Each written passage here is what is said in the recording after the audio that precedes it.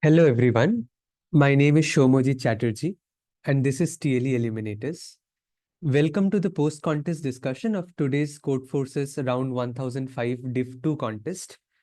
We would be solving or discussing problems from problems A till D today. So before we start, can I just get a quick confirmation? Is my screen visible and am I audible perfectly?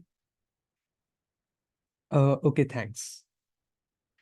So before we start, I would like to quickly tell you a little bit about our newly launched version 2 of our favorite CP sheet. So for people who are not aware, so this sheet is basically a set of 31 handpicked problems, and you will get it for each rating from 800 till 1900. And these problems are very carefully chosen so that every problem basically teaches you a unique idea.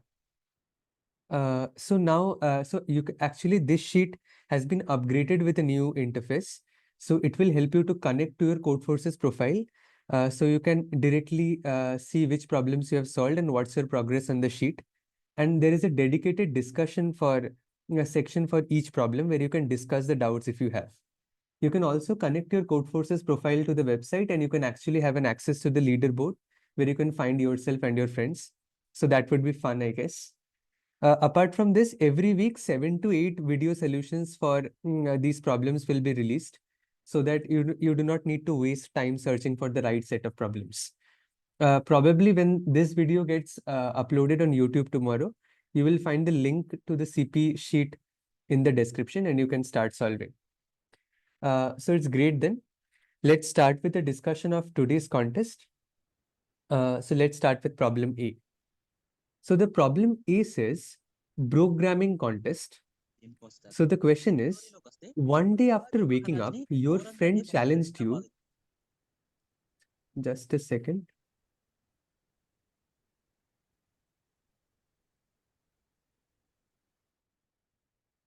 Okay, great. Let's start.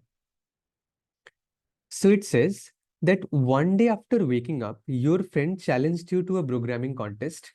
In a programming contest, you are given a binary string S of length n and an initially empty binary string t. During a programming contest, you can make either of the following moves any number of times. So what are the moves? There are two moves. You can remove some suffix from S and place it at the end of T, or you can remove some suffix from T and place it at the end of S. Okay, fine. Now the question says that to win the programming contest, you must make the minimum number of moves required to make S contain only the character 0 and T contain only the character 1. So the question asks to find the minimum number of moves required. Okay. So let me quickly explain the problem statement once.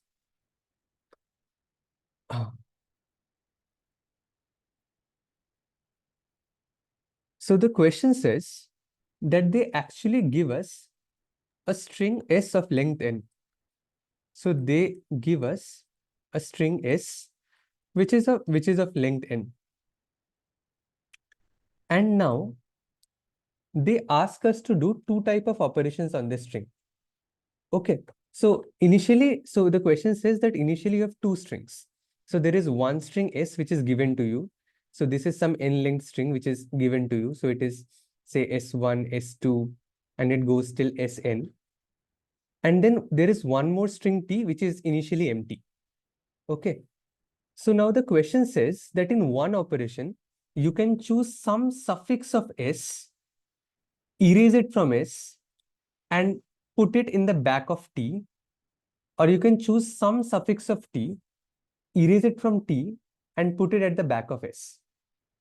Initially, I understand that since T is empty, the second operation does not make sense, but realize what happens after some time. So after some time, you have some string S. So this is the string S, suppose, with some characters. And you also have T with some characters. What you can do, you can pick any suffix of S. So suppose this is a suffix. You can erase it from S and you can add it to T. So you can add this suffix to T. So this is operation 1. And you can also do vice versa. That is, you can pick some suffix of T erase it from T, and add it back to S.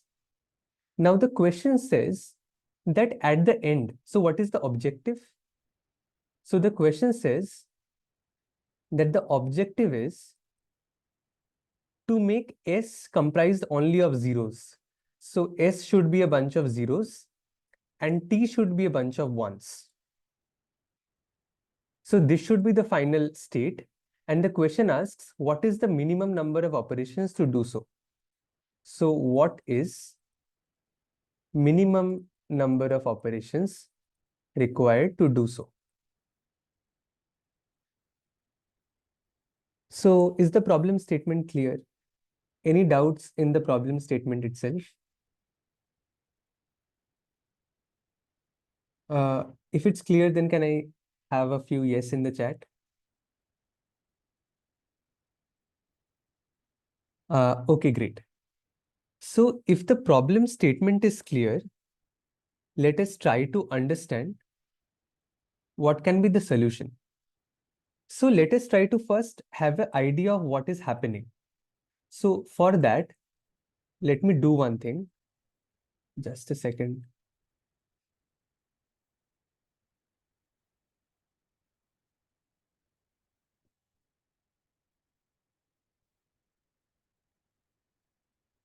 Yeah.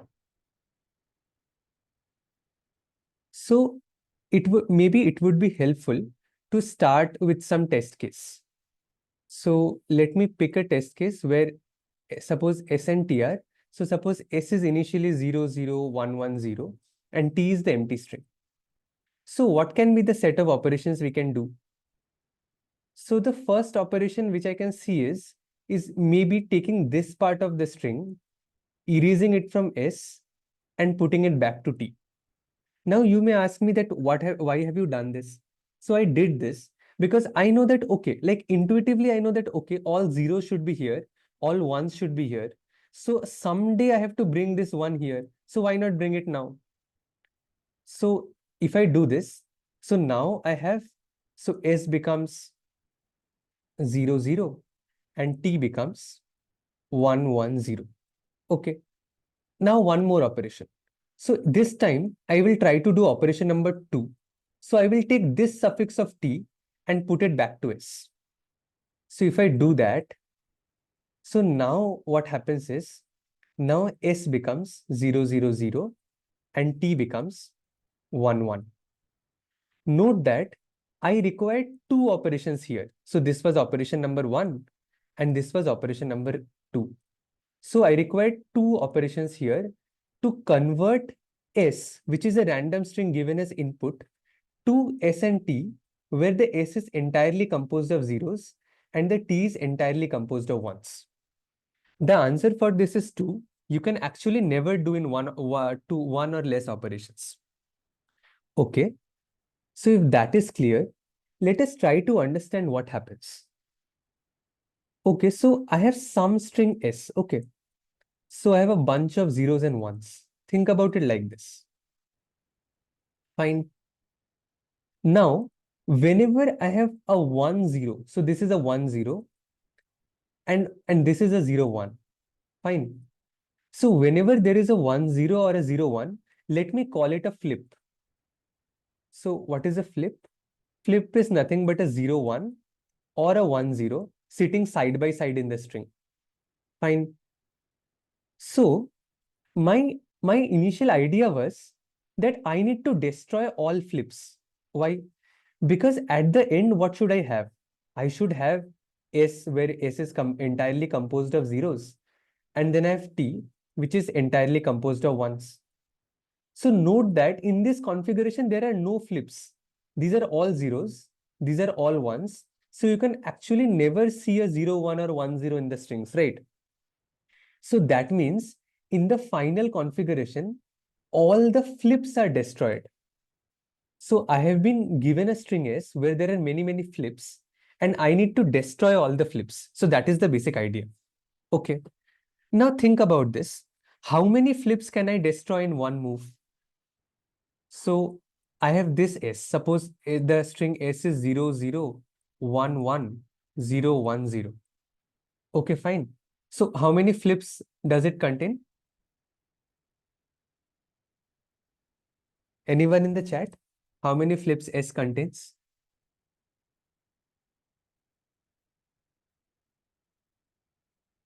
So Abhijit says there are 2 flips. But actually, let me see. So I see a 0, 1 here. I see a 1, 0 here. I also see a 0, 1 again here.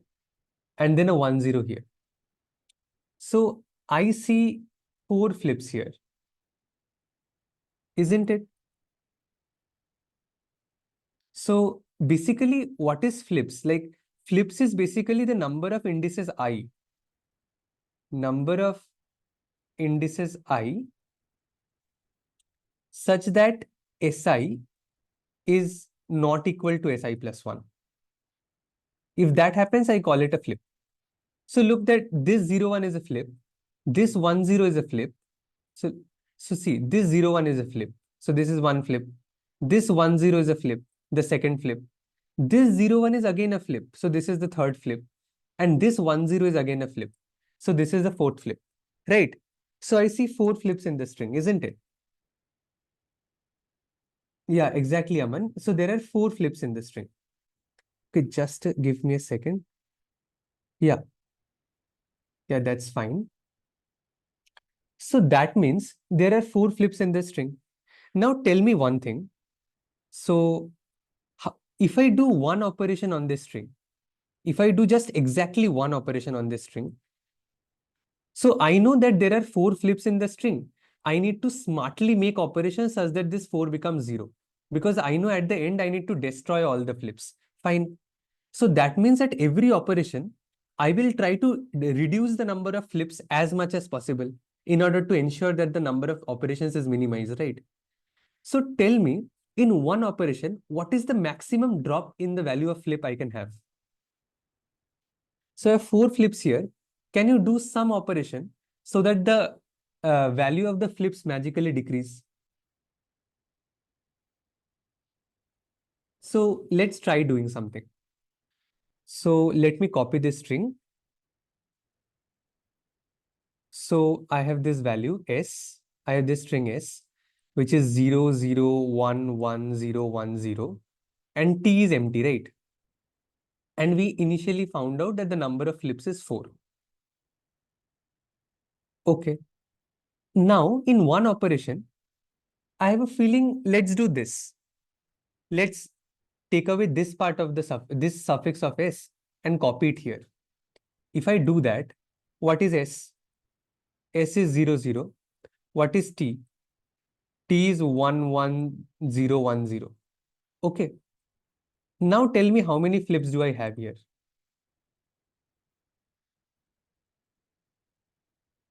How many flips I have in the new configuration? Exactly.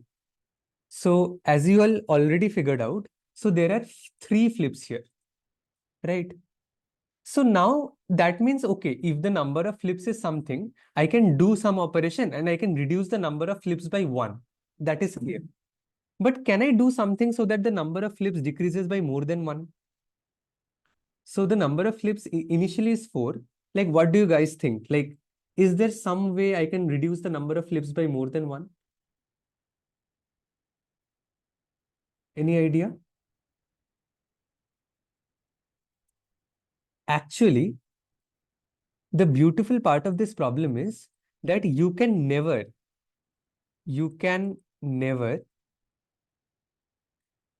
decrease the flips by more than 1.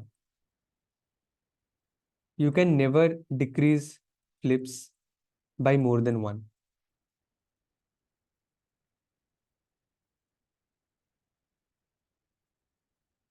Why? Because think about what is a flip. So whenever I have a flip, so what happens is, whenever I have a flip, that means at index I there was some character. At index I plus 1 there was some character. So at index I you have this character Si. At index I plus 1 you have a character Si plus 1. And they are different. That is the only point when you have a flip, right? So when you make an operation, either you slice it in between or you don't slice it. When you slice it in between, this flip gets destroyed, right? But if you don't slice it in between, then this flip remains as it is. So think about, so in one operation, since you slice exactly one pair of adjacent characters, so the number of flips can decrease by at most one, right? So you can never do some operation on this string so that the number of flips decreases by more than one. Is that clear? Oh, we can't sort the array, a string, like that is not a valid operation, right? Like we have to keep the order of the string as it is, Himanish. But my idea is that there was some string which was given, which had some number of flips. I had to destroy the number of flips and convert it to 0. But the operation which is given to it, that basically decreases the number of flips by exactly 1. It cannot decrease the number of flips by more than 1. So any idea what should be the answer be? Like what should be the minimum number of operations? Any guesses? Anyone?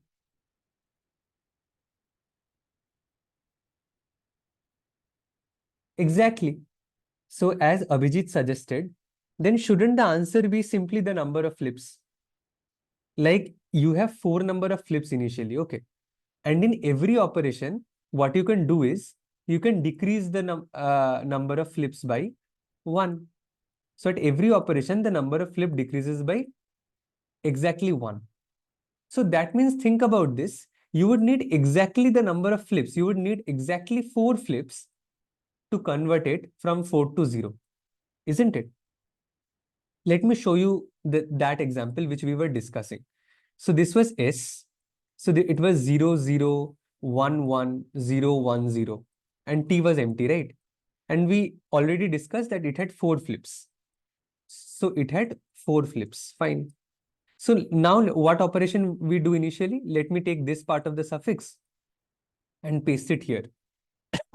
If I do that, okay, let me. So if I do that, so S becomes 0, 0 and T becomes 1, 1, 0, 1, 0. And if you count the number of flips, the number of flips here is 3. Look how many flips. Like this is a valid flip, this is a valid flip, and this is also a valid flip. So there are 3 valid flips. Okay. So realize that at every step, whatever you do, the number of flip can decrease by at most 1. So now let me take this part of the suffix and paste it here. Notice that how am I choosing the suffix? I chose the suffix like this so that I basically destroy this flip. This flip 1 and 0 I destroy. All other flips remain the same. So now if I look at the new value S and T, so S becomes 0, 0, and then I've copied this, so it becomes 0, 1, 0, and then T becomes 1, 1. If you now count the number of flips, you will realize that there are just 2 flips, isn't it? This 0, 1 is a flip, this 1, 0 is a flip. So at every operation, the number of flips decreases by 1. So the minimum number of operations required. So the minimum number of operations required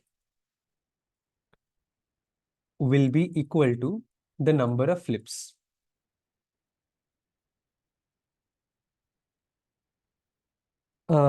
Okay, actually there is a catch, but before discussing that, like up to this, is it clear? Yeah, exactly. We will discuss what about the string 1, 0. So Abhijit says, what about the string 1, 0? Fine, so I have S and I have T. So this is the catch I was discussing. So this is the catch. So like if I have S and suppose S is the string 1, 0, T is empty. So as we discussed, the number of flips is 1, right? So by our logic, it should take one operation. It should take exactly one operation to convert it to S to all zeros and T to all ones. But look at this. What one operation you will make? You will basically take this part of the string and copy it. Right? So, but doing that, you reduce the number of flips. That's completely all right. S becomes 1, T becomes 0. So the number of flips, which was 1 here, converted to 0, that is fine. But you are still not done. Why? Because here, what do you see? That S is completely comprised of ones and T is comprised of zeros. So that's bad, right? as an objective in the question, you wanted S to be comprised of all zeros, T to be comprised of all ones. So that means this problem happens whenever the string starts with 1. So whenever the string starts with 1 and then there is something else and T is empty. So the problem is even there is no flip and you will try to do operations on this and S will have some 1 and T will have some 0. So that will be a problem. So how to resolve it? So it will take one extra operation where you can take this entire string S and copy it here. Okay. So when I do that, I take entire string S and I copy it here. So S becomes empty. T becomes the new string which starts with 1. And now you can do you can simulate the same operations. So here the number of flips did not decrease. Here the number of flips did not decrease. And now you can decrease the number of flips one by one. You will ask me that, okay, if the number of flips does not decrease here, why did I do this operation? I did this because if I do not do this and try keeping on decreasing the number of flips from here itself, finally what I will get is S will have lots of ones and T will have lots of zeros. But I want the reverse, right? So what I do as a precaution, initially only, I swap the entire S to T so that I do not face this problem. So is that clear?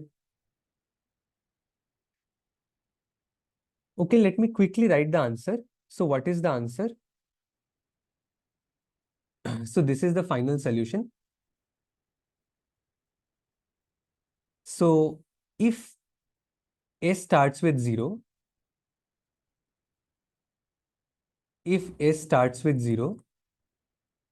then my answer is simply number of flips.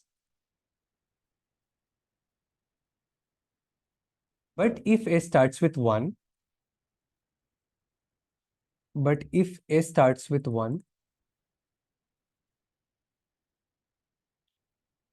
then my answer is number of flips plus 1. Number of flips plus 1. Why this plus 1? Because initially I will swap the entire S. I will copy the entire content of S, move it to T. And then I will simulate my operations of reducing the number of flips. Okay. Is that fine? Any doubts? Is the solution clear, guys? Okay, great. Let me quickly discuss the code. It implements the same thing basically. So I've taken N as input. I've taken the string as input. And this character prev basically stores the previous character which I have seen. So I've initially kept it with 0. So I initially initialized it with 0 so that if the first character is 1, then only this if condition si not equal to previous will hit and I will increase the value of count. And then I update prev with si. So this is same as checking that, okay, whether this character is same as my previous character. If this character is not same as my previous character, that means there is a flip and I increase the value of count. So this is the basic idea. I hope the solution is clear. There are many ways to implement the logic, and all of them are perfectly fine. Okay. So any doubts? Okay, so I assume there are no doubts. So let's start with problem B of the contest.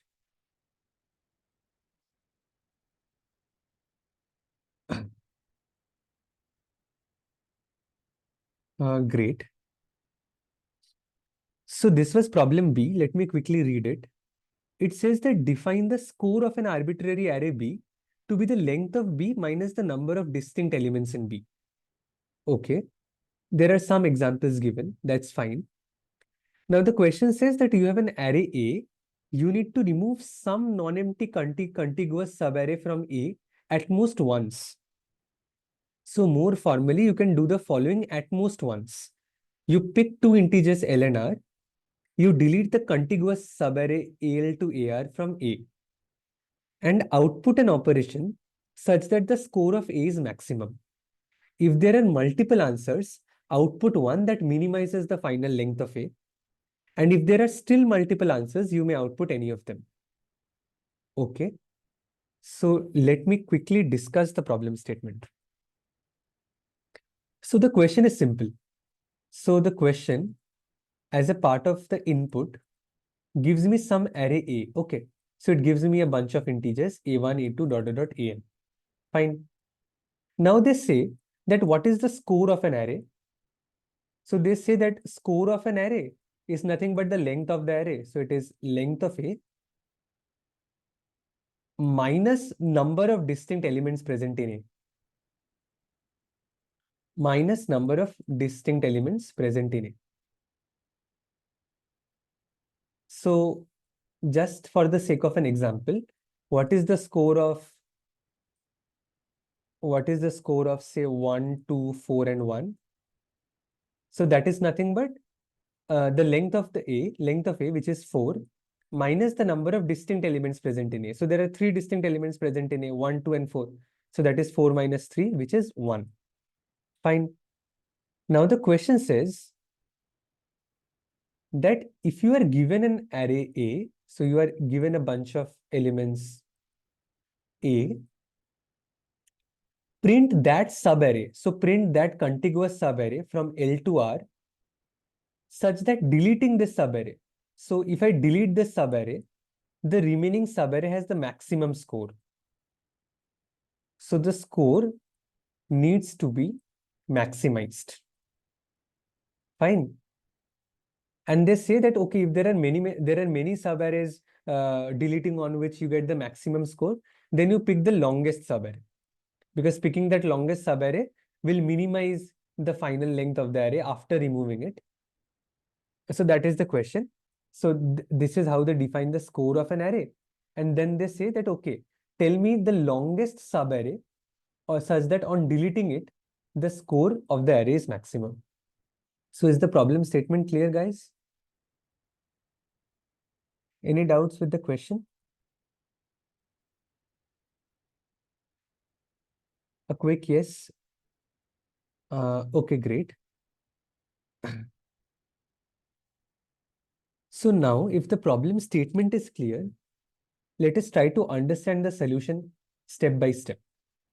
So first of all, it is important to understand what score actually is. So what is score? Score is length of array minus the number of distinct elements. So that means if I have some array, suppose I have some large array, 1, 3, 5, 3, 2, 3, 2, 5, 2, 1, and a 7. Okay. So what is the score of this array? It is the length of the array minus the number of distinct elements in the array. So can I not think it like this? So what does that mean? So that means, so this element, so this is the first occurrence of 1. Okay, first of all, let us try to compute the score of this. Okay, so this is the array. What is the score of it? So what is the length?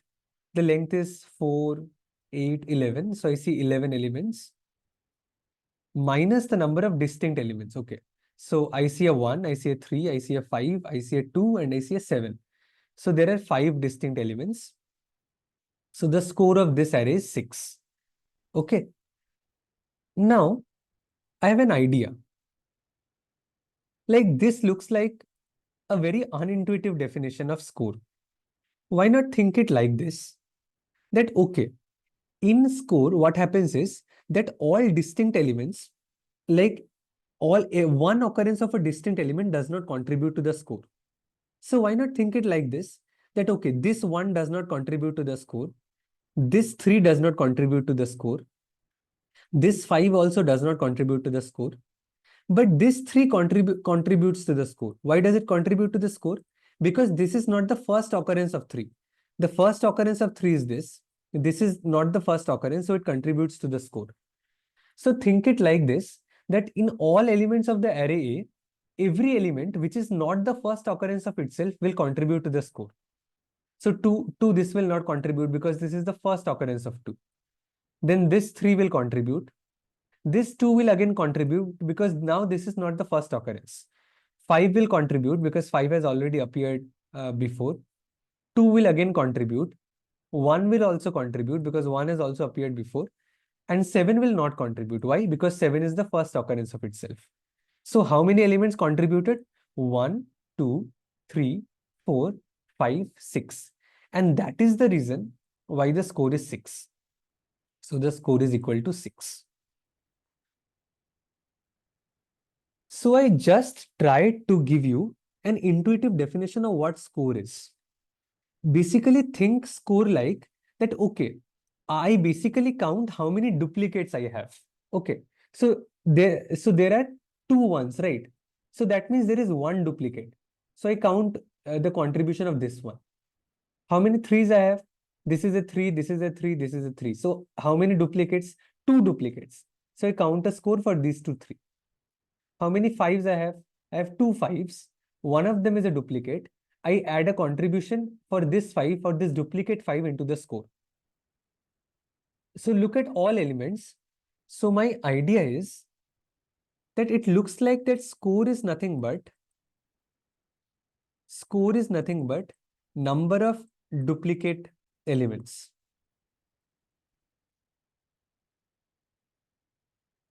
So number of duplicate elements.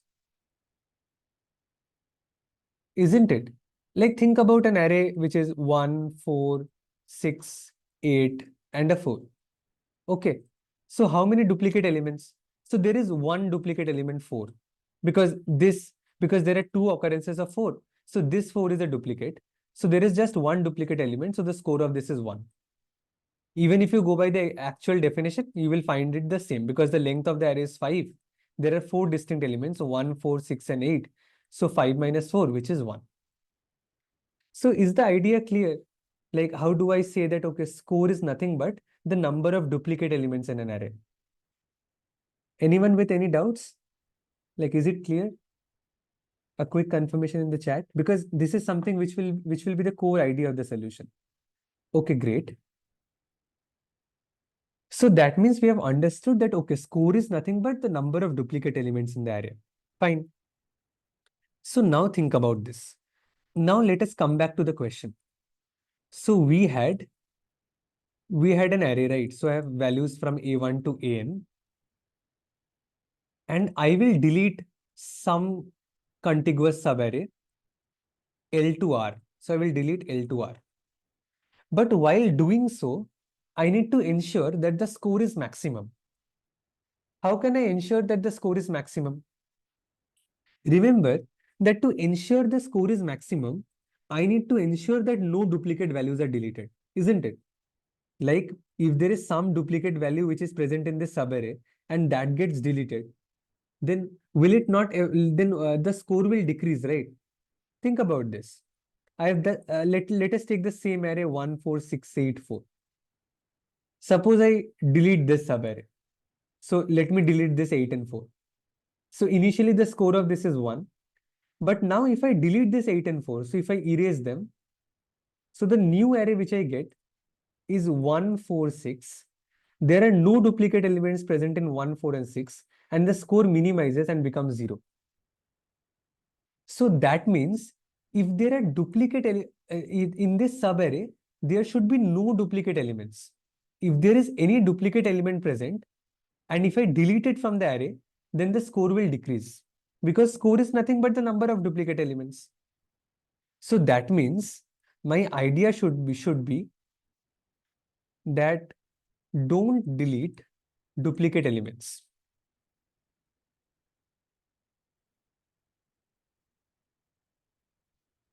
Don't delete duplicate elements. Okay. Let me clearly explain this again. So suppose I have a large array and then there is this value x which comes multiple time in the array. Fine. So suppose the array looks like this. There are some other values which I do not care at this moment, but then there is this x which comes 3 times. Okay. So due to x, all these 3 values of x, these are duplicates. So they will add up to the score. So that means, think about this. I can never delete a subarray which contains an x. Why? Because suppose I delete this subarray. If I delete this subarray, then the number of duplicates will decrease, right? So what will happen if I delete this subarray? So suppose I take this subarray and I delete it. So the new array I get is like this, x and then I have 3x present. So now there are only two duplicates here, this one and this one. Initially I had 3 duplicates. Now I have 2 duplicates, isn't it? So that means if there is some element x which is present multiple times in the array, I can never choose it, isn't it? Like, because if I choose even one occurrence of that element x, that will decrease the number of duplicates and my score will not be maximum. So is that clear? Is that clear, guys? Yeah, okay. So that means what is the basic idea? So my idea is something like this, that you can never choose elements which have appeared multiple times in the array. And what about elements which have appeared only one time in the array? So suppose there is some x which has appeared only once in the array. So note that if I delete this x, then it is of no harm. Why? Because anyways, here the score, this x was not contributing anything to the score. It is not duplicate, right? It has appeared only once. So the score, the contribution of x to the score was already 0. So if I delete it, it will be of no harm. So what is the basic idea? So what is the idea of the solution? Okay. So suppose I know the frequency of every element. So suppose there is some element I and the frequency of it is fi. So what can I say? That if fi is equal to 1, then we are free to delete it. We are free to delete it, right? But if fi is greater than 1, fi is greater than 1, we cannot delete it. Don't delete it.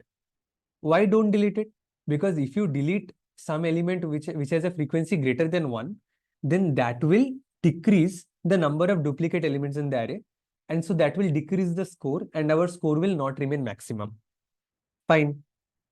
So now let us try writing a test case for concreteness.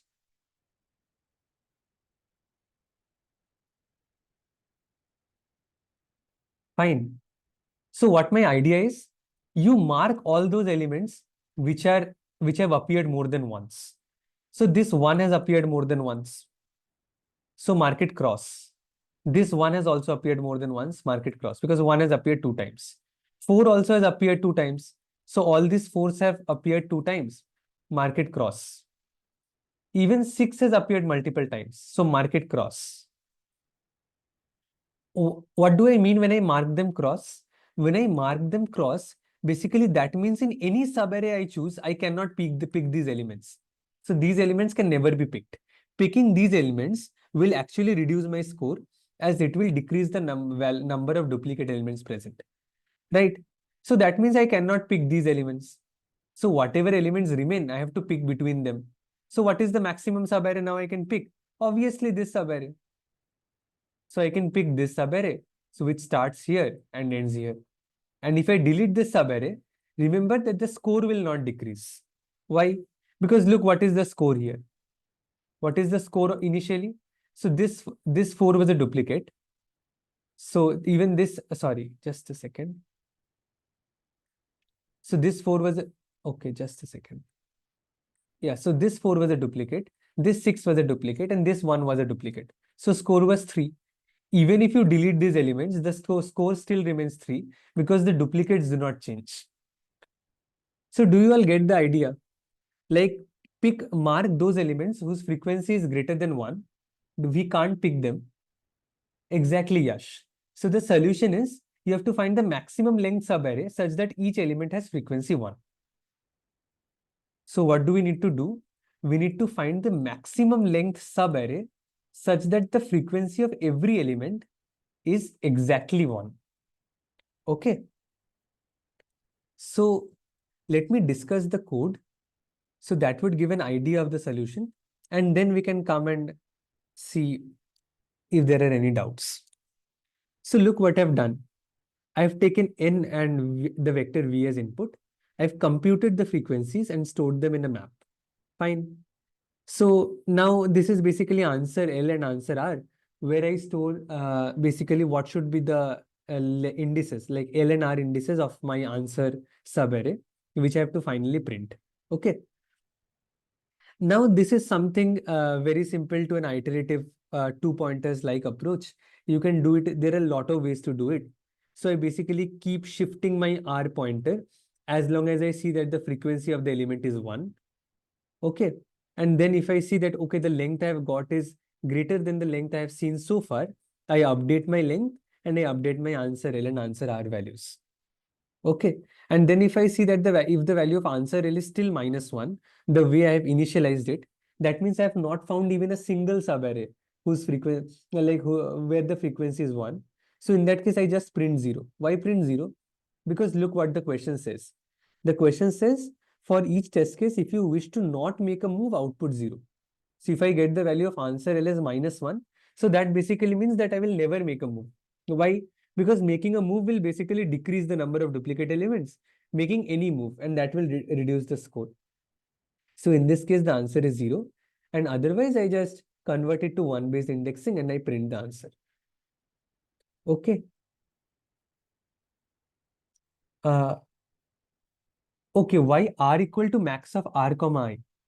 Okay, so Abhijit asks that what is this line doing? Like R equals max of R comma I. So what I'm doing, Abhijit, here is like my code is something like this, right? So suppose I have these values A1, A2, A3, and it goes till AN, right? So this is my I pointer. This is where my I pointer is, right? And my R pointer keeps on moving. So my R pointer keeps on moving. And suppose my R pointer got stuck at A3. Why does it got stuck at A3? Because at A4, maybe I had some element whose frequency is more than 1. So the frequency of A4 is more than 1. If the frequency is A4 is more than 1, then this R pointer will never move across it, right? So R got stuck here for this I. Fine. Now this I pointer keeps on moving. So the I pointer keeps on moving, I comes here. R still can't move because R cannot cross this barrier because the frequency of A4 is greater than 1. So now my I pointer comes here. Okay, R still can't move. This is fine. But now when my I pointer comes here, R has left behind. And R will keep stuck here forever. But I do not want that. Instead, I want that let R move, let R start from here and again keep on moving forward, right? That is the reason why I write R equal to max of R comma I. So what does that do? So that ensures that R at least starts from I. So it should not happen that R goes behind I. So whenever I have I in front of R jumps and starts from I itself, right? So Abhijit, is that clear? Why did I write R equal to max of R comma I? Because sometime it may happen that your R gets stuck at some position which is less than I, which will not want to happen, right?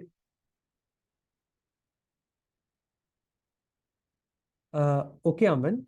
Uh, just a second.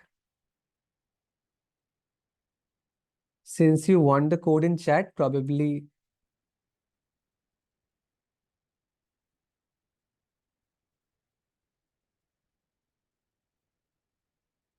Yeah. So any doubts with the solution? Like I would suggest that instead of looking at my code a lot, try to understand how the solution approach works and try to code it up yourself. Like that is the best way to improve in these type of problems. Because the type of techniques which are used to solve these type of problems, like these are pretty standard, like simple iterations or two pointers. Okay, so any doubts with the question? Okay, Abhijit.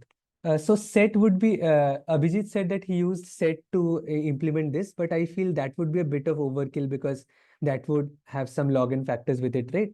Like this works simply in order and time.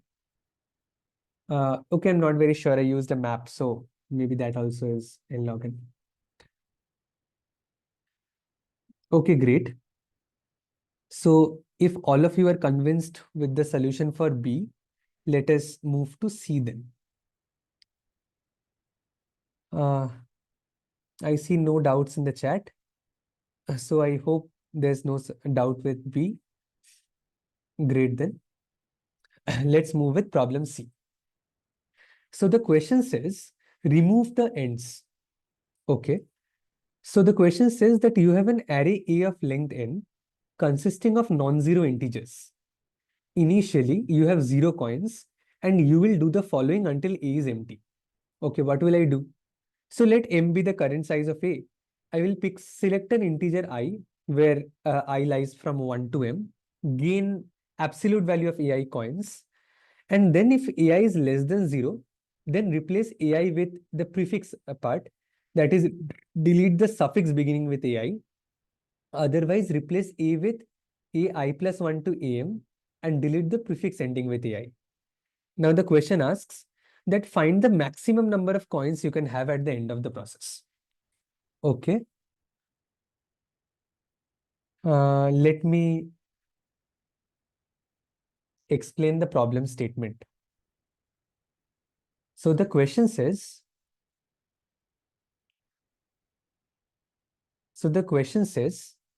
that we are given an array as input. Okay. In this array, all values AI are not equal to 0. So they may be positive, they may be something, but they are not equal to 0. Okay. Now, the question says that what can you do?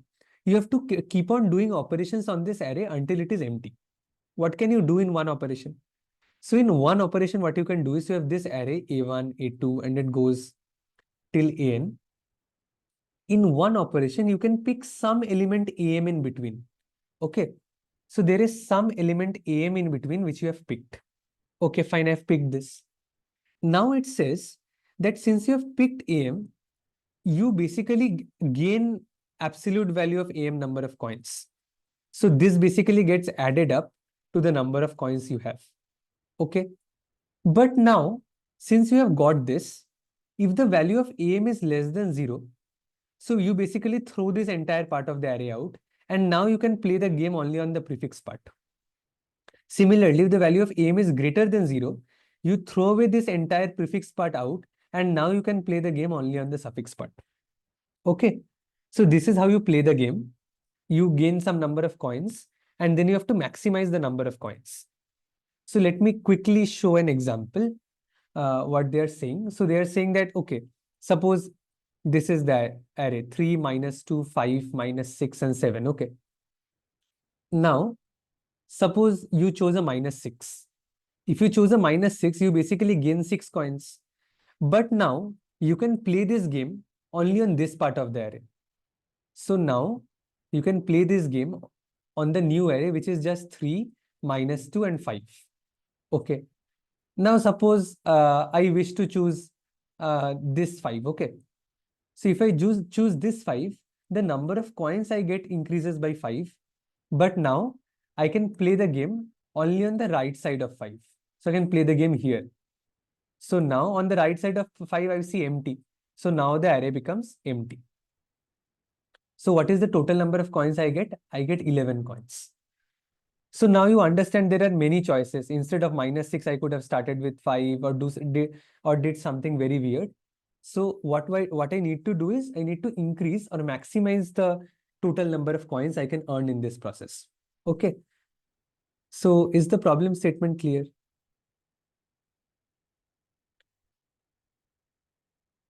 Okay, great. So if the problem statement is clear, let us try to see what happens. The pattern for this problem is kind of a bit obvious, but then just follow me. So suppose you have this array A1, A2, and this up to AN, right? So you have a lot of elements. And suppose you pick some element which is negative. Okay. So if you pick some element which is negative, you get this value of coin into your bag. So suppose this is some X, you get X into your bag. That you get absolute value of X in your bag, that is fine. But now you can play the game only on the left side, right? So this entire right side get lost. Fine. So now again you have two options.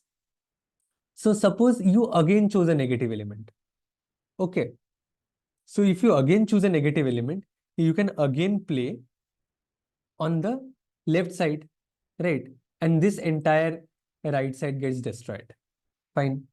Now suppose you choose a positive element. If you choose a positive element, you can now play the game only on the right side of it. So you can play the game only in this subarray, and this entire part gets deleted. So think about the pattern, what happens. Like you started with some negative element, you are playing the game on the left now. You again started with some negative element, you are again playing the game on the left now. Now suppose you chose some positive element, so now you have to play on the right. So now again you chose some positive element, you need to play on the right.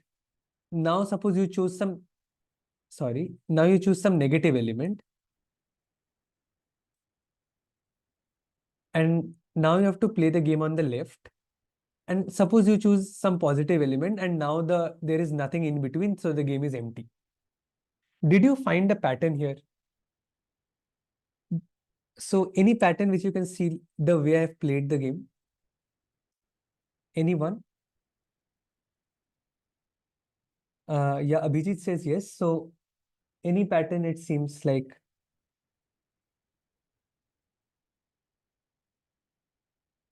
So the pattern here is like what I observed when I was solving the problem is that you will have a bunch of positive elements. So you will have a bunch of positive elements, and then you will have a bunch of negative elements. So that means you have this array A. My claim is that you have this array A. Initially, so you have to pick a bunch of positive elements. So all of these are positive. And then you will pick a bunch of negative elements, and that's it. So I basically mean that it can never happen that you chose some positive element, then you chose some negative element, and then again you are choosing some positive element. That is not possible. Why? Because think about this. Whenever you chose this negative element, whenever you chose this negative element, you are restricted to left side of the array. So after choosing this negative element, you can never come to the right and choose a positive element. Similarly, if I choose a positive element, I am restricted to play the remaining game in the right side of the array. So I cannot come back and choose this negative element in the left.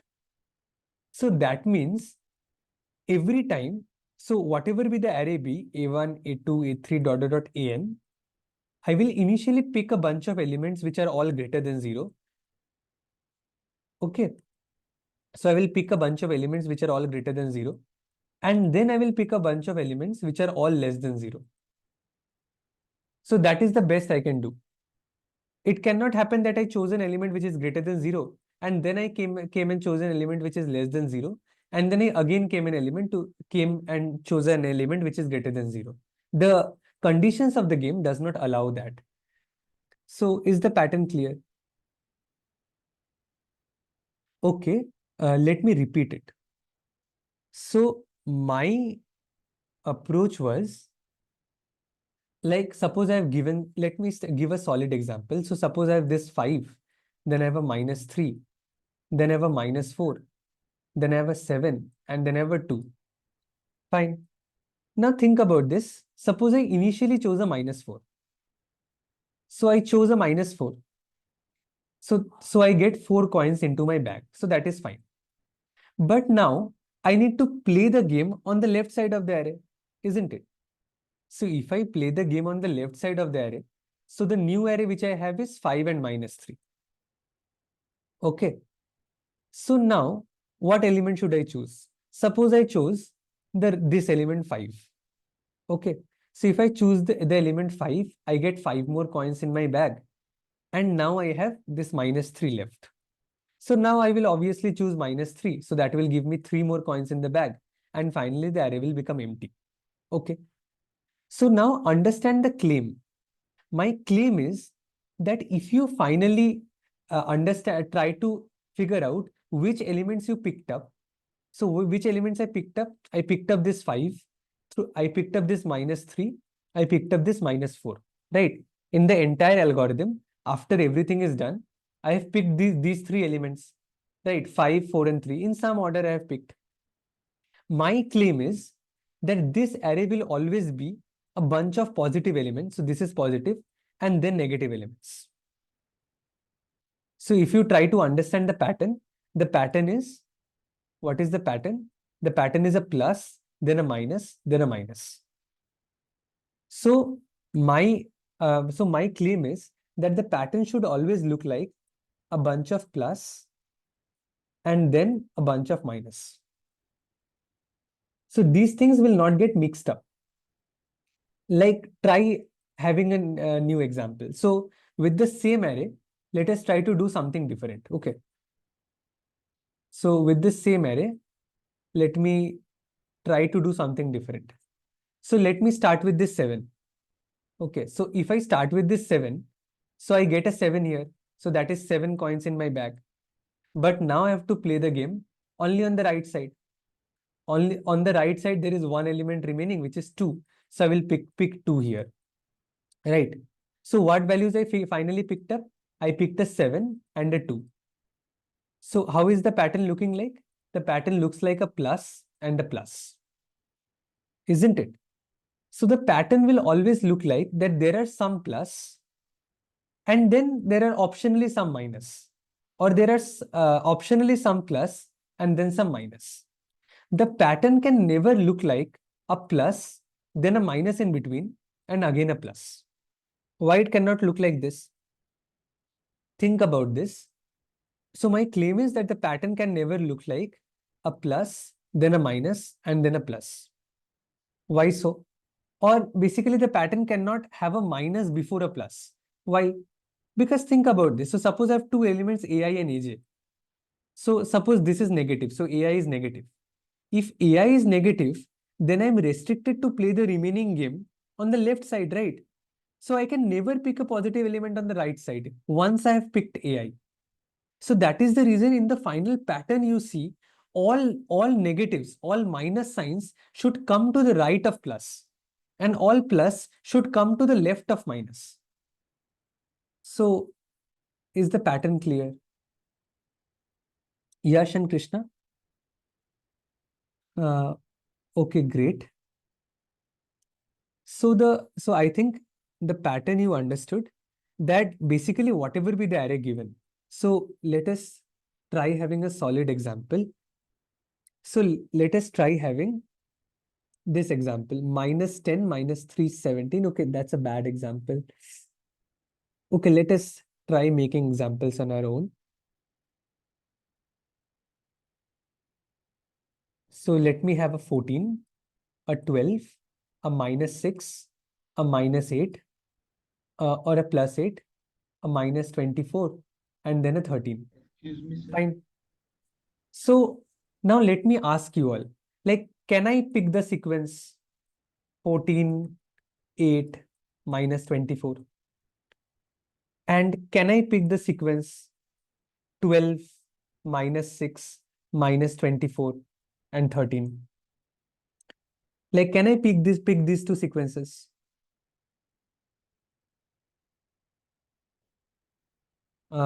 Anyone? Correct. So in the first sequence, you can actually pick it because the pattern looks like a plus, then a plus, and then a minus. But here it is no. Why no? Because you see a plus, then a minus, then a minus, and then a plus again.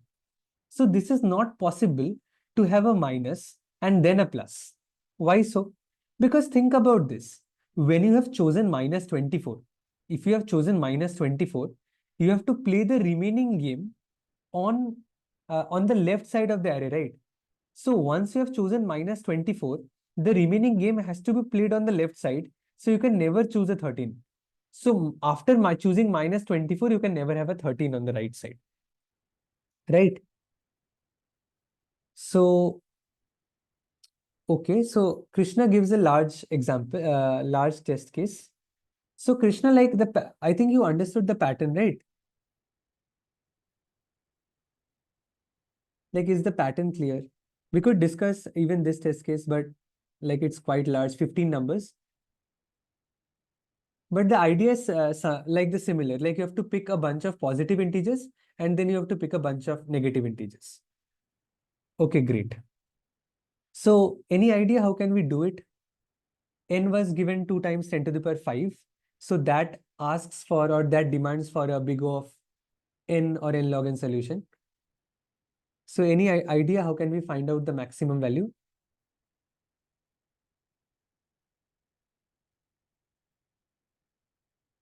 Exactly. So my idea is that, okay, that means I will pick some positive elements. So I will keep on picking some positive elements till some index I. And then from the index I plus 1, I will try keeping all the negative elements. Okay. It does not make sense keeping any positive element in this range because that would just decrease the score. And it does not make sense keeping any negative element in this range, isn't it? So like if I have decided, so take this test case. So suppose I have 14, 12, minus 6, 8, minus 24, and a 13. So suppose I've decided that, okay, up to this index I will pick all positive elements and then I will pick the negative elements at the other end. So that means what value I need to pick here? I need to pick 14, 12, and 8 here. So that is 14 plus 12 plus 8. So in this range, I have picked all the positive elements. And in this range, I will pick the negative elements. So that will give me a minus 24 and the absolute value of this is 24. So that is the score I will get. Okay. So that means it makes sense to compute the prefix array of sum array of positive and negative integers. So what will I store? So I will try to make two integers, pos sum. But I will try to make two arrays, pos sum and next sum, right? So what will pos sum I store? It will store the sum of all positive elements till I. Sum of all positive elements till I. And what will next sum I store? It will store sum of all negative elements, sum of negative elements till I. Fine. Like these are prefix arrays which can be easily computed in big O of n time, right? Once I've computed this, what is my idea? So once I've computed this, so the algorithm, so the solution should look something like this. So how should the solution look? That I move some pointer j. So I move j from 0 to n minus 1. Okay. So what does j indicate?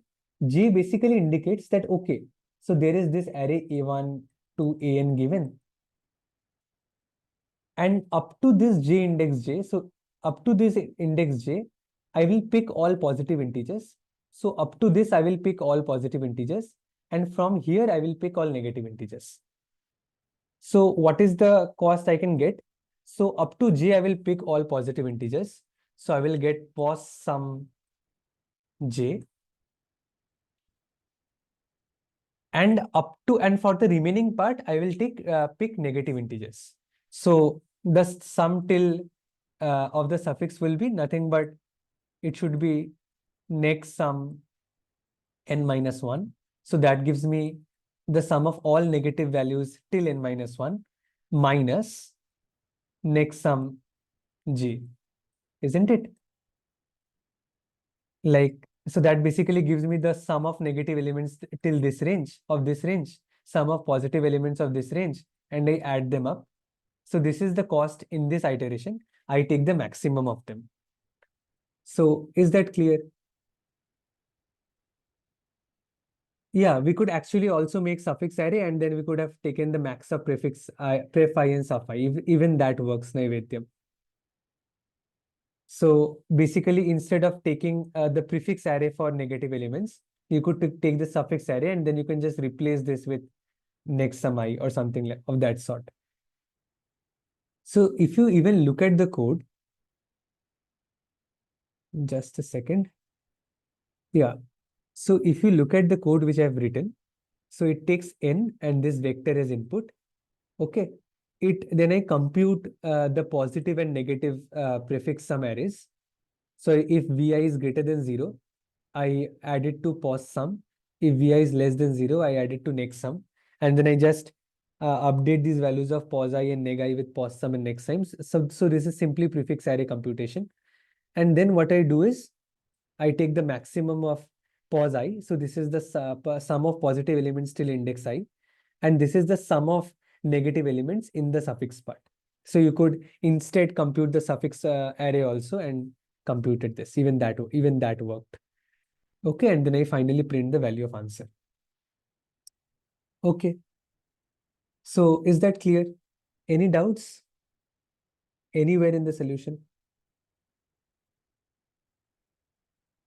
Okay, Akshar said that he was trying to apply DP in this. I'm not sure if that approach, like there may be an approach which also helps. But here just simply prefix some computations did the job. Okay, fine. Give me a minute. We will start the explanation of D in a minute.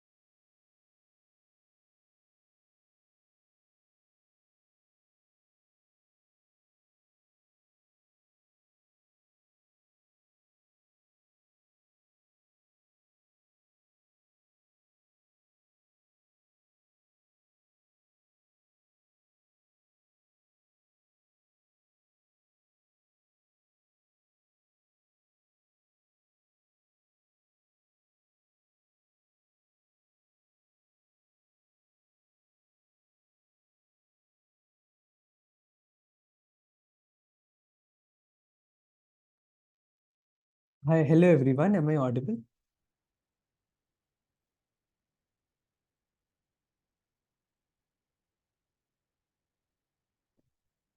Uh, Anyone?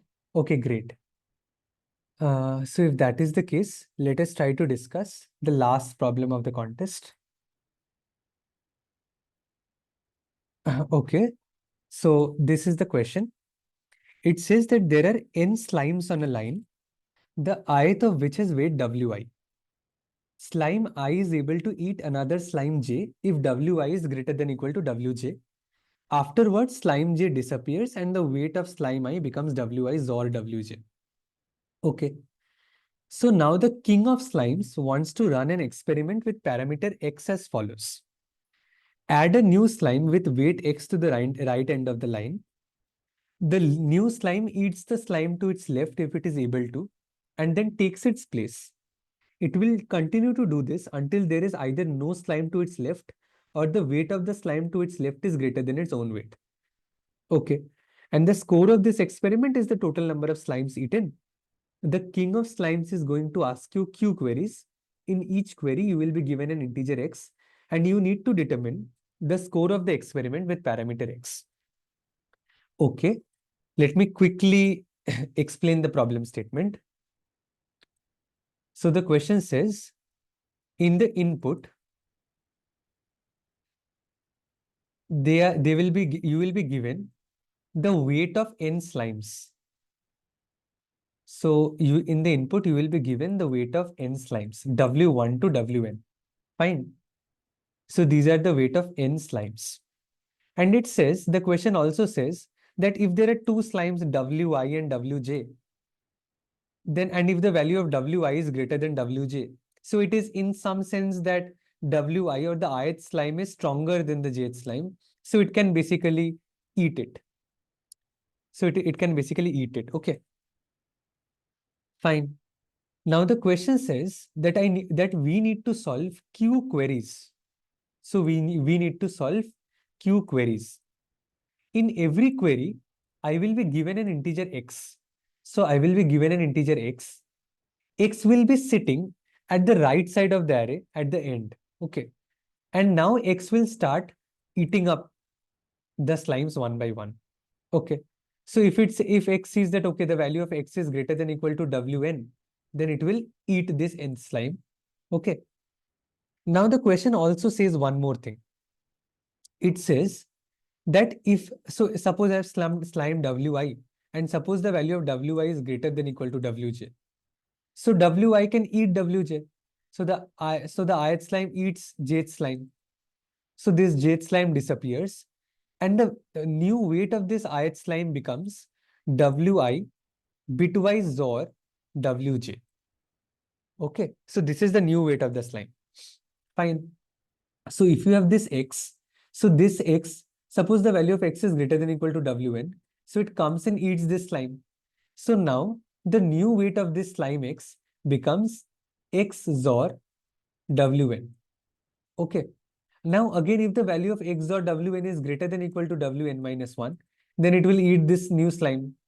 So the value will keep on, so it will keep on continuing eating the slimes. Whenever it cannot eat a slime because its weight is lesser, it will stop.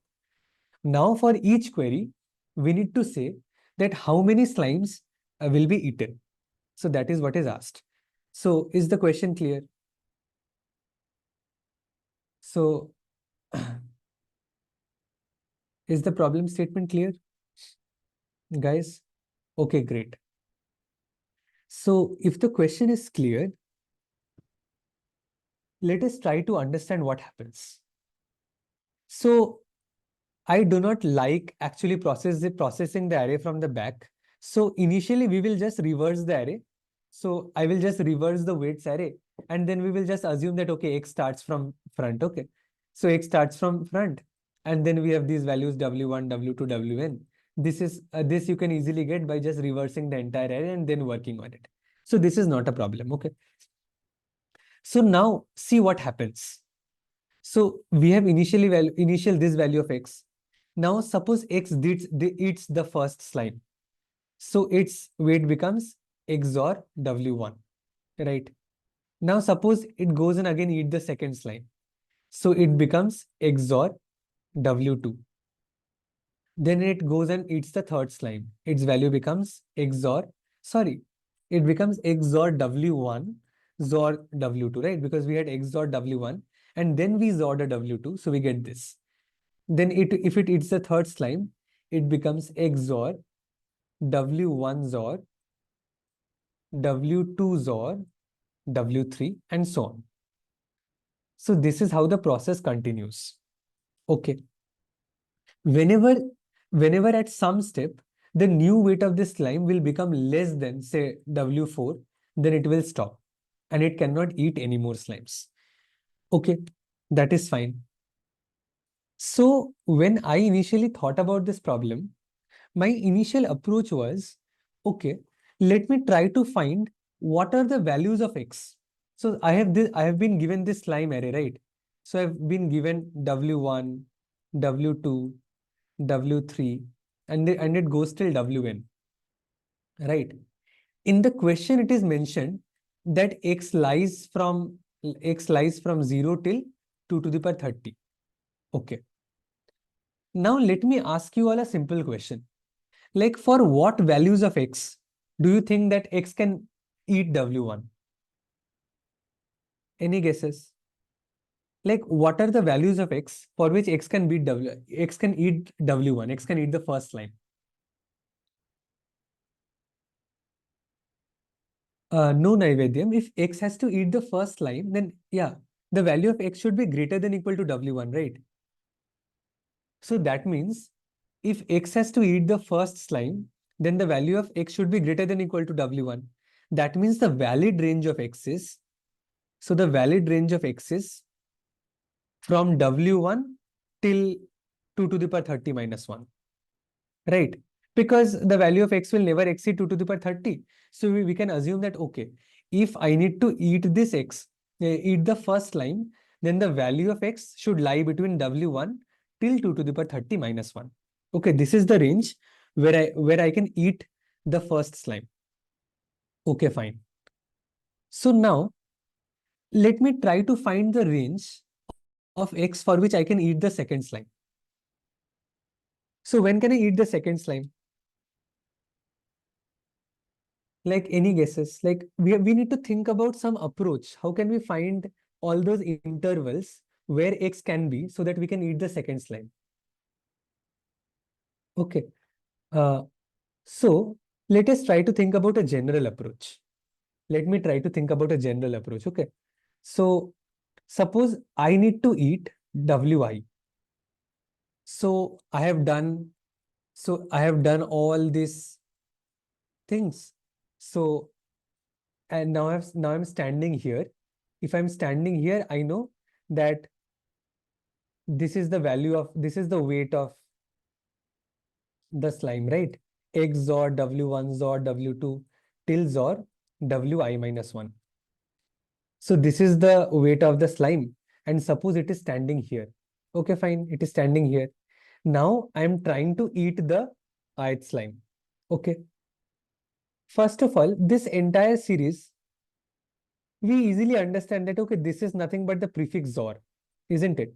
So let me write it simply as XOR pref I minus 1. Okay. So this is nothing but the prefix XOR of the W array.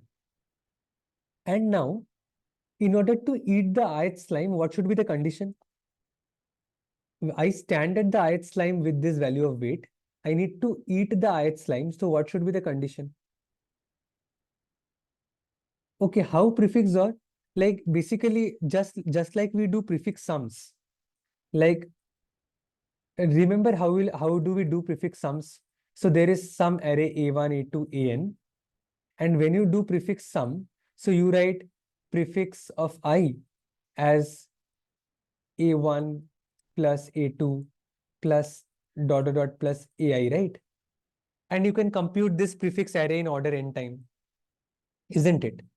Similarly, if I have some array A1, A2 till AN, then I can have prefix XOR array where I can say that, okay, pref I is nothing but A1 XOR A2 XOR A3, and it goes till XOR till AI, right? So this is the prefix XOR array. Now think about this. How is the pattern getting developed? So you have this X slime here, and now you have a bunch of other slimes here, W1, W3, W2, W3, W4, and you go till Wi. Okay. After you have eaten the first slime, what is your weight? Your weight is X XOR W1. After you have eaten the second slime, what is your weight? Your weight is X XOR W1 XOR W2. But what is this W1 XOR W2? That is nothing but your prefix XOR 2 value, right? So this is same as X XOR pref2, isn't it? Because pref2 is nothing but W1 XOR W2. Similarly, at this step, after you have eaten this, the value of the weight is X XOR W1 XOR W2 XOR W3. But the value of the W1 XOR W2 XOR W3 is already stored in pref3. So you can simply write it as X XOR pref3. So my claim was that when I am standing at, so when this is the ith slime, so this is Wi, and I'm standing so I'm standing here just just about to eat the ith slime. What is my weight? My weight is nothing but X XOR pref of I minus 1, right? So it is X XOR pref of I minus 1, and now I need to eat the ith slime. So, okay, great. Now, if I need to eat the ith slime, so I basically need to find, so I need to solve this condition that XOR pref of I minus 1 is greater than equal to Wi. And I ask you, what are the possible values of X? What are the possible values of X which satisfy this condition? Okay. So now forget about this question at all, everything. So my simpler question which I ask you is that, okay, I have given you some value P, I have given you some value W, and I ask you that what are the possible solutions of this XOR P greater than equal to W? That is what I ask, right? So this is your P and this is your W. And now I ask you a simple question that, okay, you are given two integers P and W. Tell me what are the possible values of X such that XOR P greater than equal to W? Okay. So can you give me a range of intervals? So can you give me a range of intervals where you can say that, okay, if X lies in one of these intervals, then the value of XOR P is greater than equal to W. So any idea how can we do that? So I'm trying to find a range of X such that XOR P is greater than equal to W. That is my idea. Okay. So let us try to understand the bit patterns. So suppose the bit pattern of P looks like something like this: 0, 0, 1, 0, 1, 1, 0, 1, 0. Okay. And suppose the bit pattern of W looks something like this: 0, 0, 0, 1, 0, 1, 1, 0, 1. Fine. Now, what should be my range of X be? Remember the equation which we have. We want, like, this is our objective. XOR P is greater than equal to W. Okay. So let's start from the MSB. Okay. Now think about this. Here P is 0, W is also 0. So if I can somehow set the the bit of X here to be 1, then this condition becomes already satisfied, right? Like if I can have some X whose this bit is 1, then XOR P at this bit will be 1, which will be greater than 0. So XOR P will become greater than equal to W. So that means I can build the range like this. I know that if I have 1 here, and say from this range can be anything, like any number in this range satisfies this inequality. Like, are you all convinced? Why so? Everyone? Yeah, so my claim is that any number which is in this range will satisfy the inequality. Why? Because this bit is 1. So when I will XOR it with P, this bit will become 1, which will exceed W at this bit. So the XOR P will become greater than equal to W. Fine. So setting or keeping this bit 1. So this is a valid range. Any number in this range will actually increase, which actually will actually satisfy the condition. Okay, fine. So let us try. Okay, so I understand that, okay, if I have 1 here, then I am done. So now let's keep 0 here. For if it's 1 here, then we are done. So we are trying to find values of X. Okay, so for 1, we know we are done. So this is a valid range. Now let me keep 0 here. Now think about this. Again at this position, if I make a 1, again at this position, if I make a 1, then again I will be done. So that means any number in this range, 0, 1, 0, it goes till 0, and then 0, 1, 1, it goes till 1. This will also satisfy the condition. Agreed? So I'm greedily trying to find segments. So I'm greedily trying to find intervals where the condition XOR P greater than equal to W is satisfied. Okay. So in this bit also, I know that, okay, if I have 1 here, then this equation gets satisfied. Okay, so for 1, we are done. Let's again keep 0 and let's try. Okay.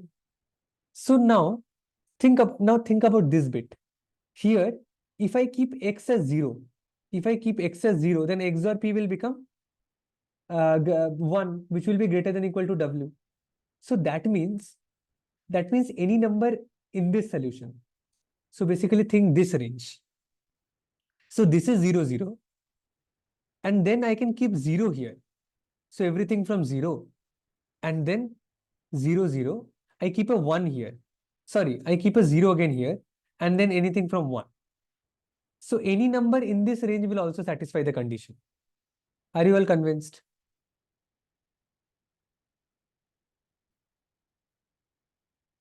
Any number. So any number in this range. So think about any number in this range. For any number in this range, the third bit is 0. If the third bit is 0, here we will have a 0. So x or p will become 1.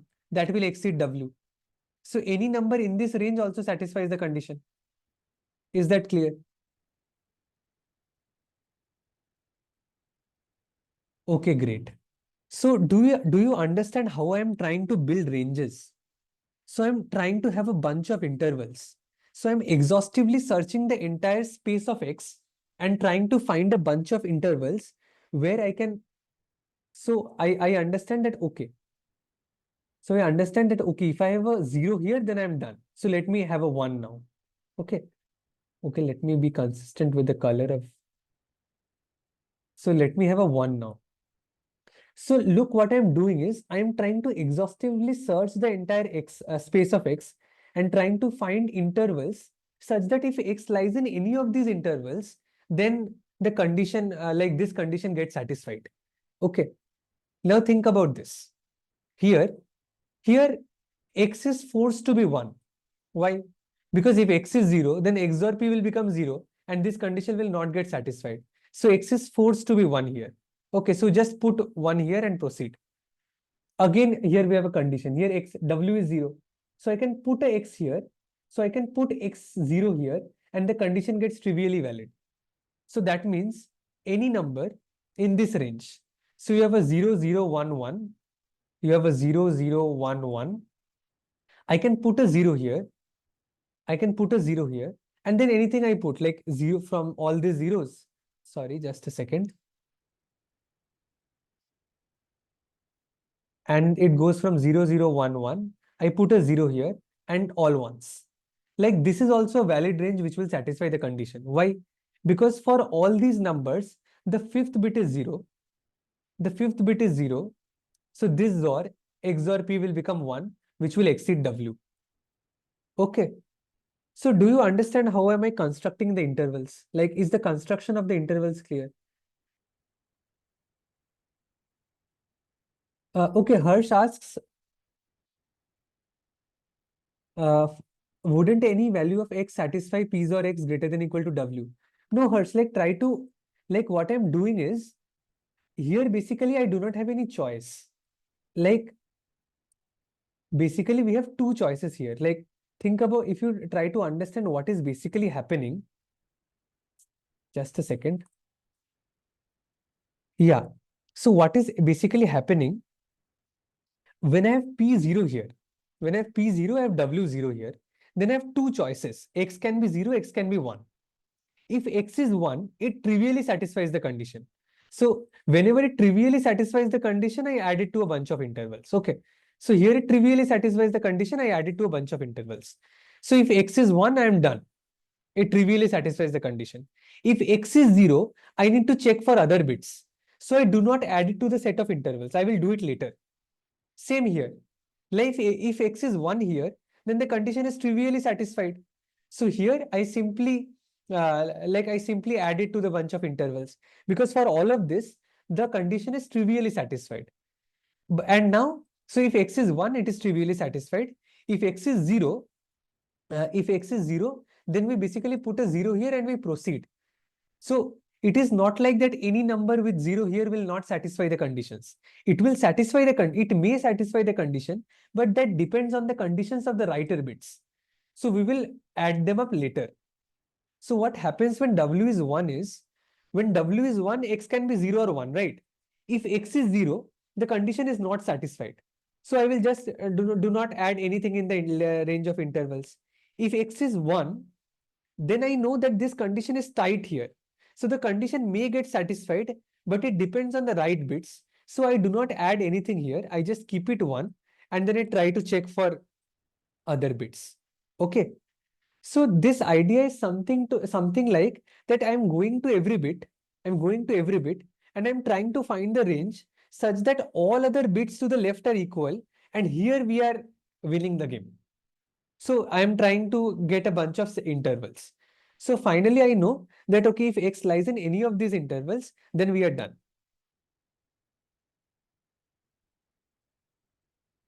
Yeah, as Raj says, like we are fixing a bit, we are fixing a bit and we are saying that all bits which are on the left or on the before it, there we are equal.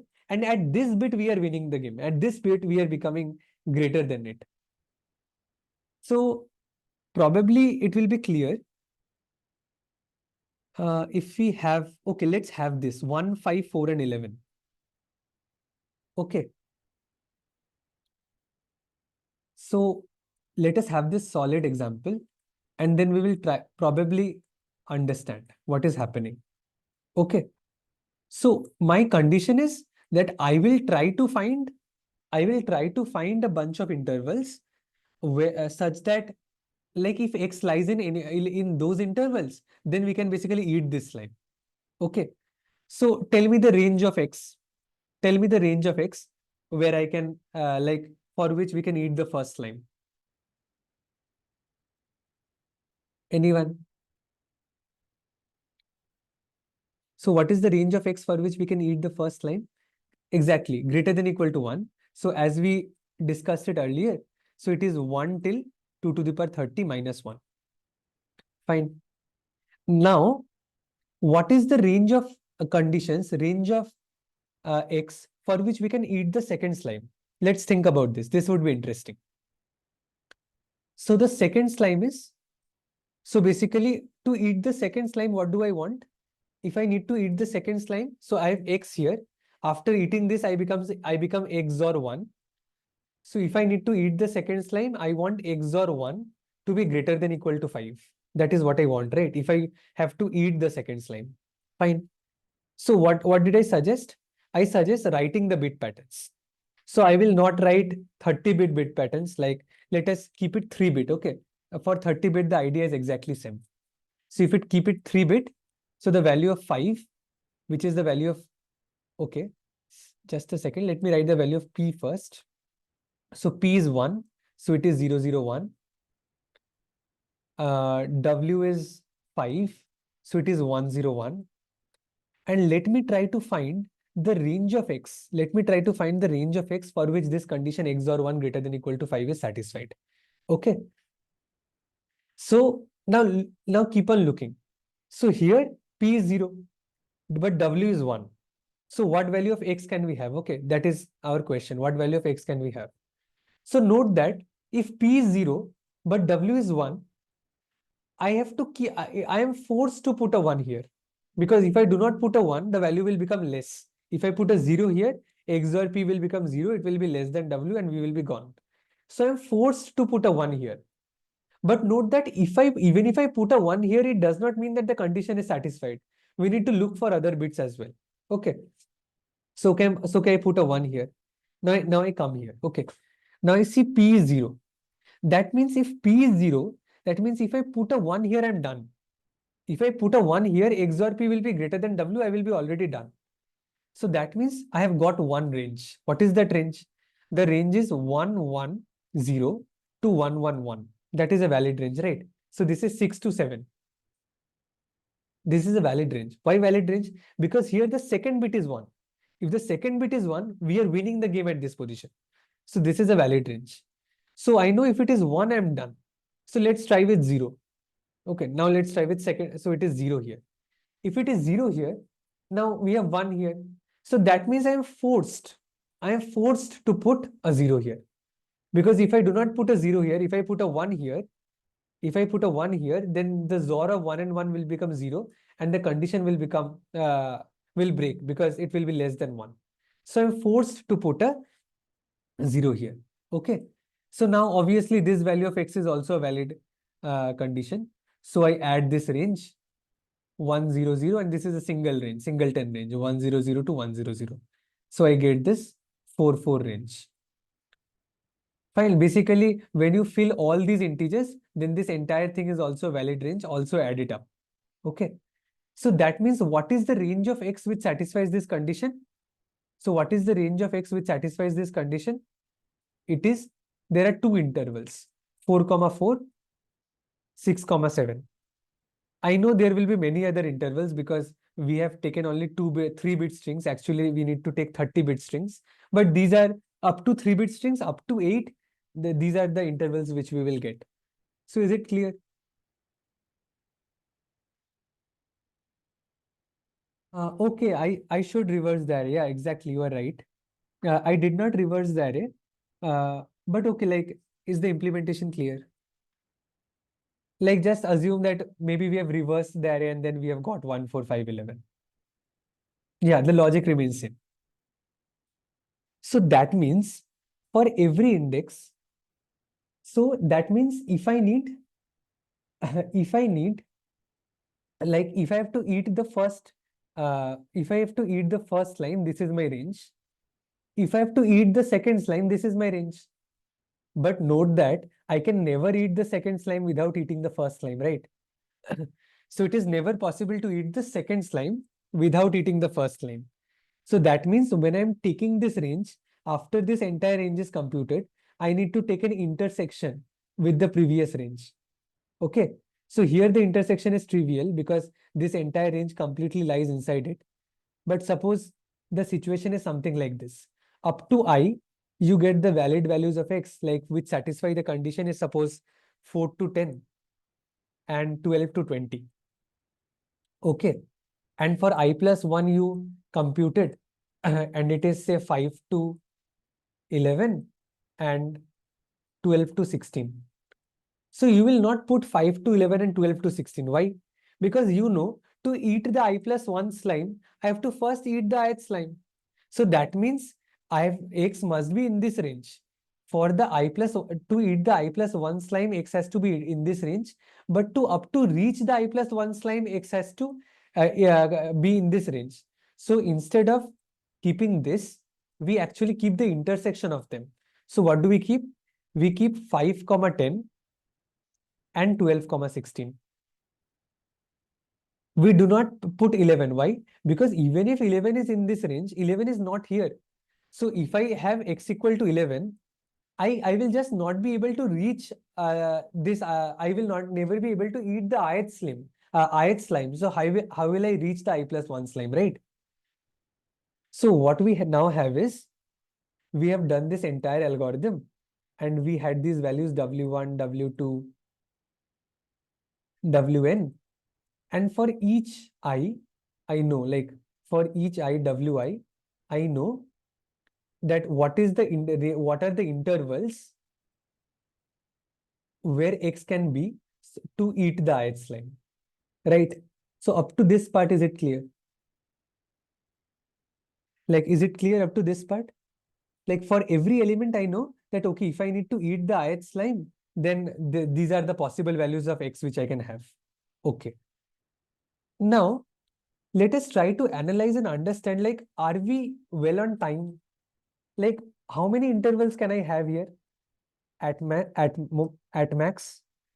Because you have to understand that we are constructing these intervals, we are doing these intersection operations. Probably we need to sort this set of intervals. So if the number of intervals is very large, we will be gone. Like it will, because we need to solve every query very fast. So if I basically have a lot of intervals, then probably we will get a time limit exceeded. So how many exactly? So as Abhijit suggested, we can never have more than 30 intervals. So this is where the crux of the code is. Like, since the number of intervals for every bit is at most 30, because for every bit you get one interval at most, right? So there cannot be more than, so the number of intervals is less than equal to 30. So all these intersection operations and everything, these are all optimal.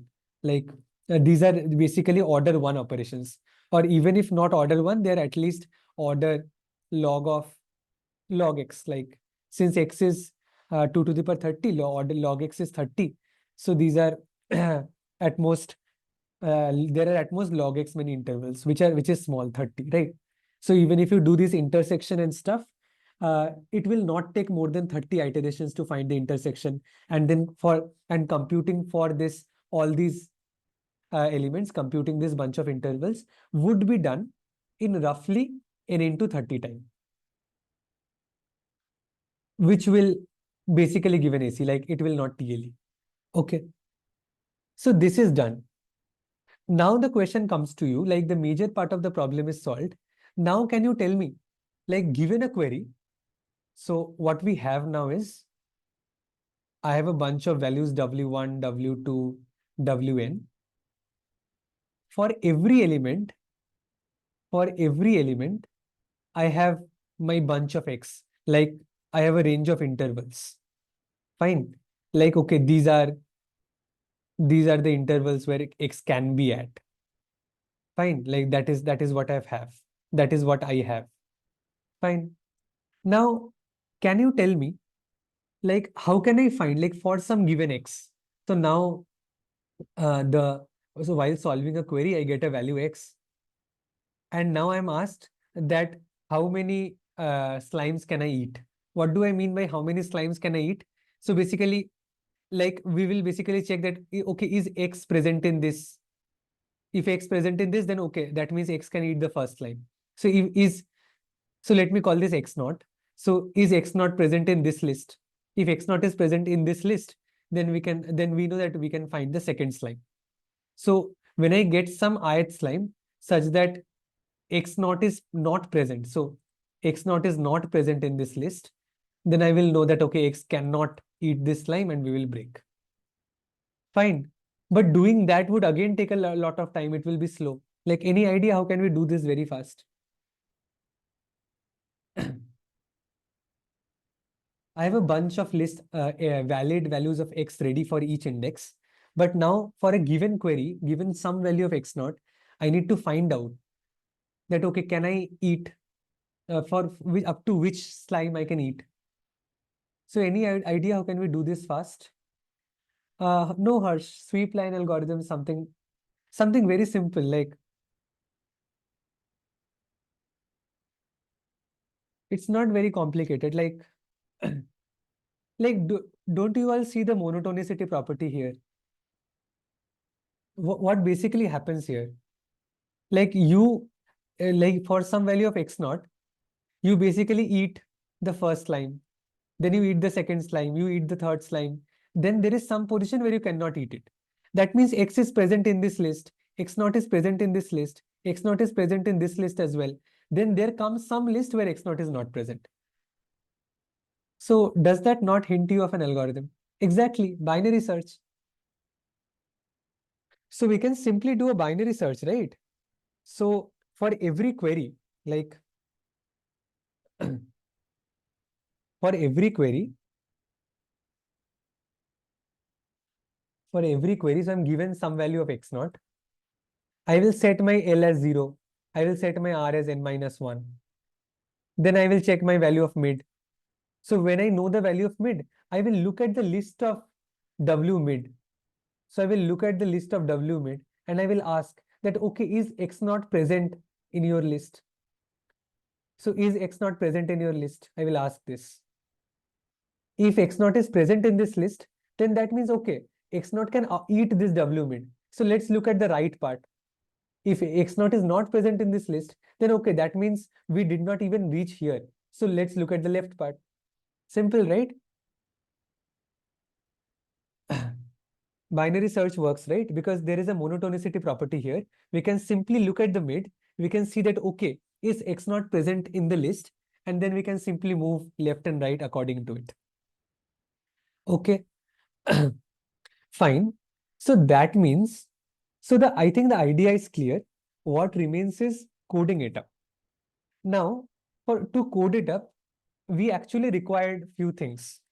We required finding intersection of intervals, right? That is, which is important, intersection of intervals. This was one. And the second thing was checking. Checking whether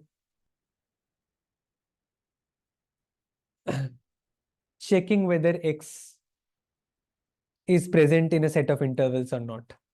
Okay. Checking whether X is present in a set of intervals or not. Now remember that you can actually solve this question only because the number of intervals is small.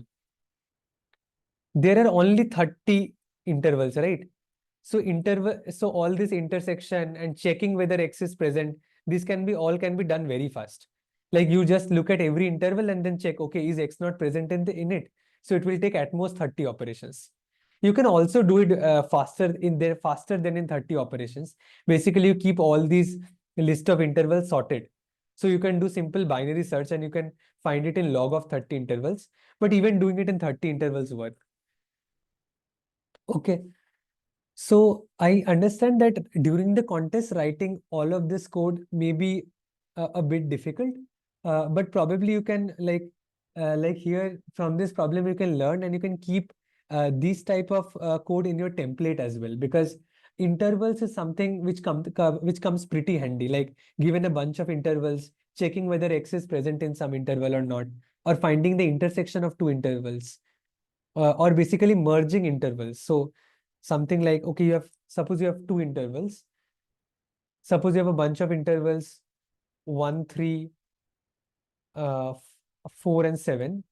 Then a function which merges it and complete and makes 1 and 7. So all these type of functions you can keep in your template. Like these can be easily implemented. I think you have understood. And since the number of intervals is small, even just writing this can be done in like big O of number of intervals time, and that would work, right?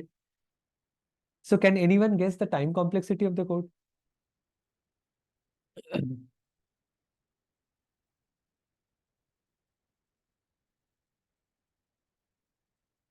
Okay, so while taking intersection, do we have to check intersection for every pair of interval for ith and I plus 1 bit?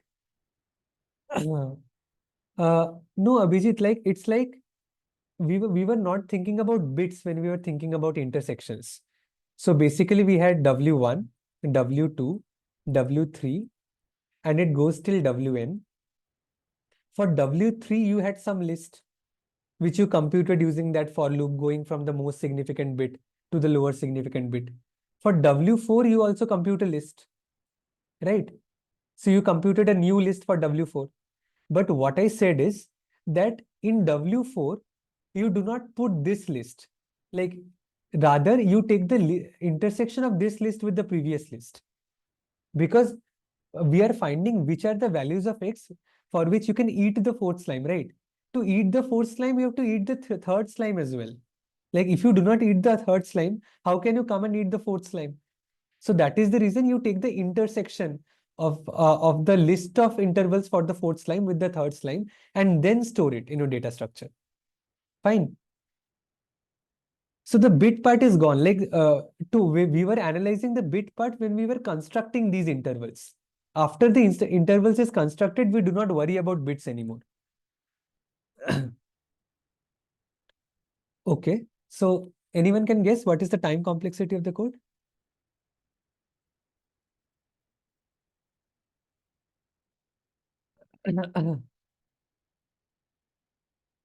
So there was a pre-processing part and then there was a query solving part, right? It depends a lot of how you implement the code, but the pre-processing part takes roughly n times 30 time, n into 30 time, right? Because you have to compute it for all the slimes W1 to Wn. And for every slime, you go from the most significant bit to the less significant bit. That takes 30 operations. So that is pre-processing. Fine. And how can we solve a query? So solving a query takes queue time for every query. Every query we do a binary search, so that takes log n time. But every binary search query requires checking from a list, right? So you have to check from a list. You can keep the lists sorted. If you keep the lists sorted, then you will take a log 30 time. If you do not keep the list sorted, you have a 30 factor here. And I think probably both of them works, but I did a binary search, so it takes q into log n into log 30 time for solving every query.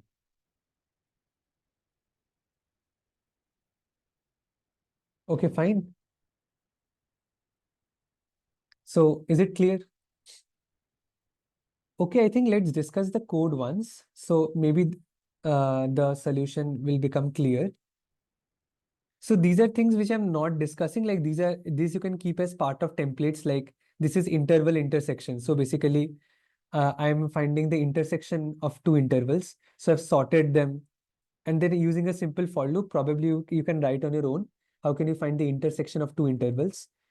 This is a function which is the core logic of our program. We will discuss it. But okay, and this is present in intervals. So this basically takes a bunch of intervals, and then it checks that okay, is some value x present in that intervals or not, in the set of intervals or not. So that will basically help during the query of the binary search. And this is where the main part of the code is. So I'm taking two values, prev and cur. So this is some saying that we take p and w, and then I find the list of intervals such that x XOR prev is greater than equal to cur. So as we discussed, I go from the most significant bit to the least significant bit, and then I try to extract the bits of cur b and prev b first. Okay. After extracting the bit, I see that okay, is the bit set for w. If the bit is set for w, I think you remember that we had no choice. We had to just set our value to that bit, and we have to keep on continuing. If the value of Kirby is not set, if it was 0, then you could add a range. Then you would actually add a range to the result where it is trivially satisfied. I know that the code may look a bit overwhelming, and I will suggest that you understand the logic and try to code it up on your own. That would be pretty helpful, and you can actually have a reference to my code if you get stuck somewhere. Okay. So now here what I've done, I've taken n and q as input. I've taken the vector as input. I've reversed this vector. Probably that is understood. This is a vector interval full which stores from 0 to 2 to the power 30 minus 1. So it basically stores the entire range of x. Okay. So initially when I'm doing the intersection, it will be helpful. Then for every index I go and find the valid range. In the valid range, I take prev. Prev basically stores the prefix XOR till up to index I. So it stores the XOR of all indices up to I. Okay. Then I merge them. So basically merging them is saying that, okay, if I have two intervals, 1, 3 and 4, 7. So I get a new interval 1 to 7 so that I do not have a lot of intervals. So that basically helps in a part of pre-processing. And then I take the intersection of this interval with the previous one, as I explained. And then I simply store this in possible I. So what does possible I store? So basically possible I stores this list. So possible I, so this is basically possible 3. I have a list of intervals for which the condition x is satisfied. Okay. And then we do a simple binary search. I set my low to 0, high to n. I try to find the value of mid, and then I simply jump looking at the conditions to either the left portion or the right portion and compute the answer. Okay. So is that clear, everyone? Like I understand that understanding the code may be a bit difficult, like in such short span of time, but is the logic clear? Like, is there any doubt with the logic? Like, are you all confident that you can implement it yourselves at least?